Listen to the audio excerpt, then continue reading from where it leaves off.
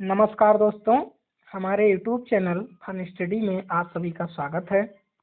आज से वरदान बैच 2023-24 शुरुआत हो चुका है, जिसमें आज की पहली क्लास आप लोगों की क्लास 9th हिंदी पद्य से है, जो कबीरदास जी द्वारा रचित साखी पद से लिया गया है। आज उसका हम अध्ययन करेंगे और सीखेंगे। पहला साखी का जो पद्यांश है उसकी हम संदर्भ सहित व्याख्या जानेंगे। पहला है कि सतगुरु हम सु रीझ करी एक कहा प्रसंग, वर्षा बादल प्रेम का भीज गया सब रंग। अब इसमें संदर्भ तो हम ऐसे बना के लिखेंगे कि प्रस्तुत पद्यांश हमारी पाठ्य पुस्तक हिंदी के साखी नामक शीर्षक से लिया गया है, जिसके रचयिता कबीरदास जी हैं। ऐसे प्रसंग में इसमें लिखेंगे कि प्रस्तुत पद में कबीरदास जी ने अपने गुरु के प्रति पूर्ण समर्पण की भावना प्रकट करते हुए लिखा हुआ है। अब व्याख्या में से करेंगे कि मतलब कबीरदास जी कहते हैं कि सतगुरु मतलब जो गुरु हैं, हमारे सच्चे गुरु हैं। हम सु रीझ मतलब होता है प्रसन्न होकर के। हम सु मतलब हमसे, मतलब हमारे गुरु ने या हमारे जो सच्चे गुरु हैं वो हम पर प्रसन्न होकर के एक प्रसंग कहा। वर्षा बादल प्रेम का भीज गया सबंग, मतलब जिससे प्रेम रूपी बादल की बरसात हुई और भीज गया सबंग, और मेरा सारा शरीर या संपूर्ण शरीर उस प्रेम रूपी बादल से क्या हो गया, भीग गया। ये हम लिखेंगे व्याख्या में। फिर दूसरा हम देखते हैं।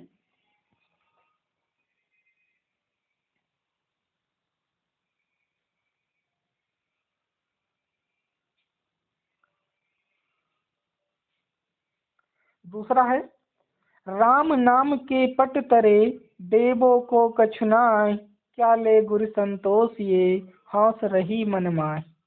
मतलब संदर्भ और प्रसंग वही पूर्वोत रहेगा, या प्रसंग में थोड़ा चेंज कर देंगे कि इसमें राम को राम नाम की चाहत है और उसको देने की अभिलाषा है। फिर प्रसंग में व्याख्या में लिखेंगे कि राम नाम के पट तरे, राम नाम के पट तरे मतलब होता है समान वस्तु, मतलब राम के नाम के समान कोई वस्तु नहीं है। देवों को कछुनाय, देने के लिए कुछ नहीं है।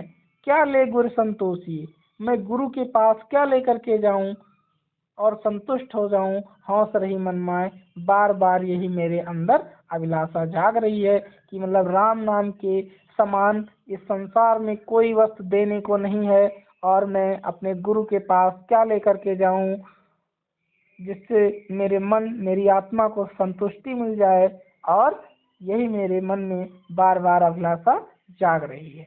तो ये हम पहला और दूसरा पद पढ़ चुके हैं। अब हम चलते हैं तीसरे पे।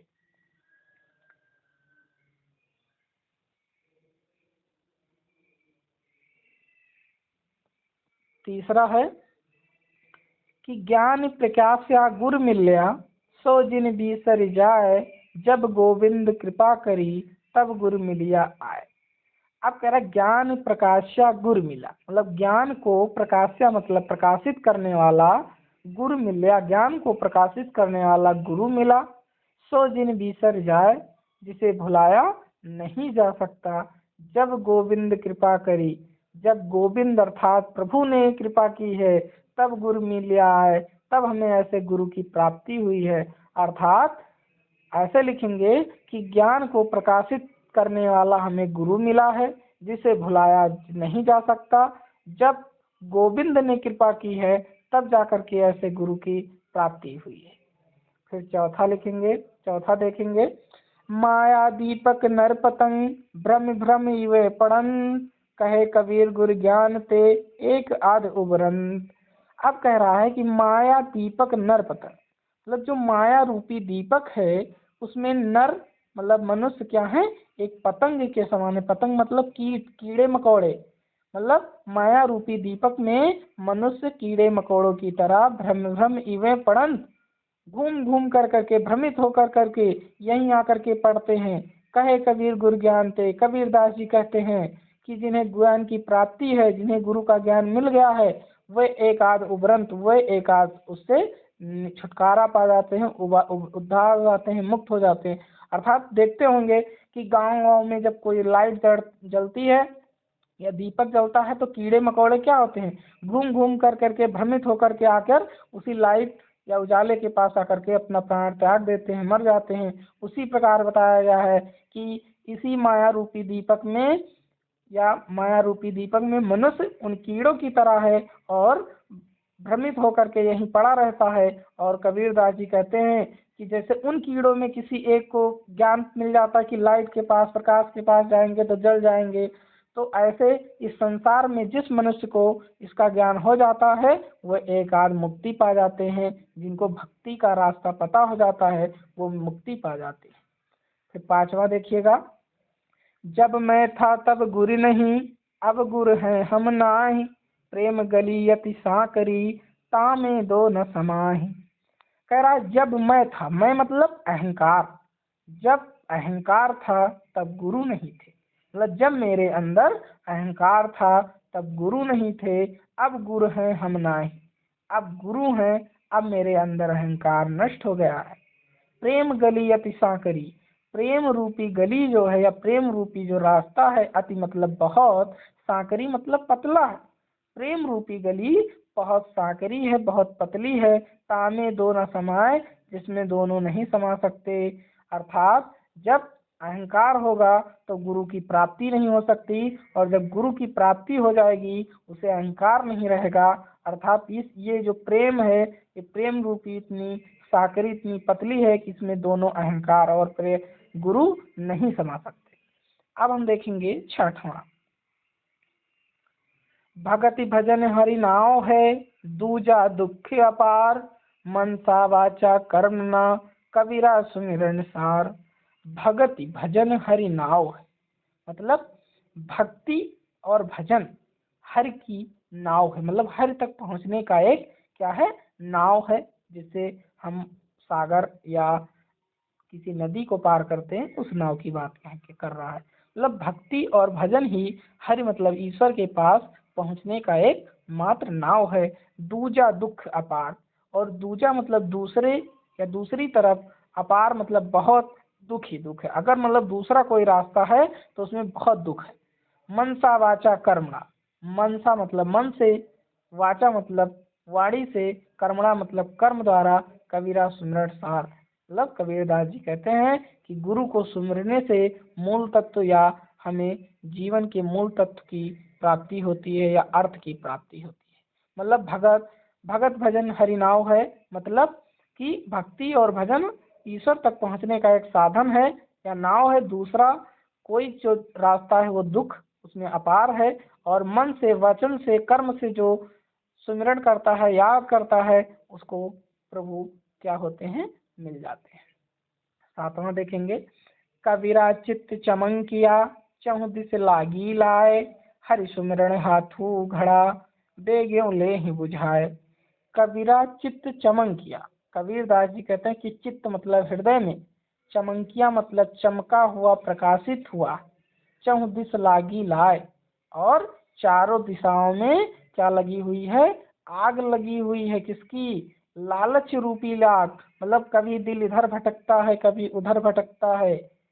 तो वही कबीरदास जी कहते हैं कि हरि सुमिरन हाथू घड़ा, मतलब हमारे हाथ में हरि की सुमिरन, प्रभु की याद का रूपी घड़ा है।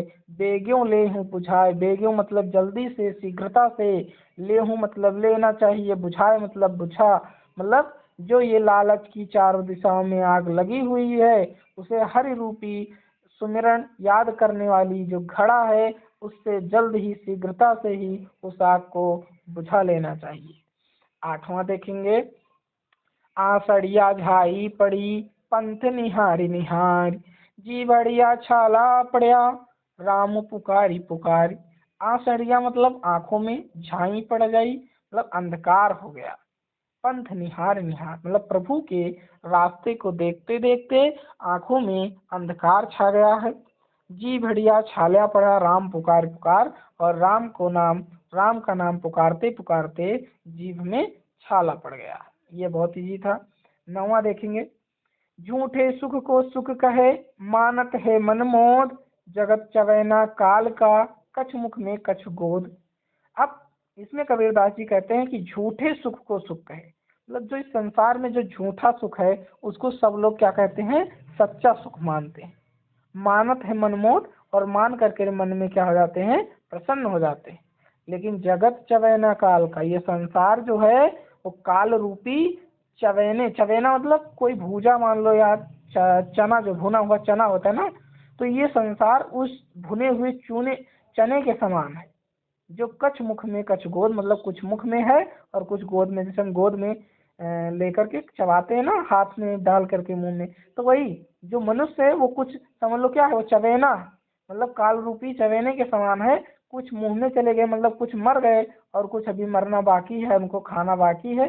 तो वही है कि कुछ गोद में जाने वाले हैं, मतलब कुछ काल के मुंह में या समझ लो जाने चले गए हैं, और कुछ गोद में है, अभी जाने वाले हैं, ऐसे समझ लेंगे।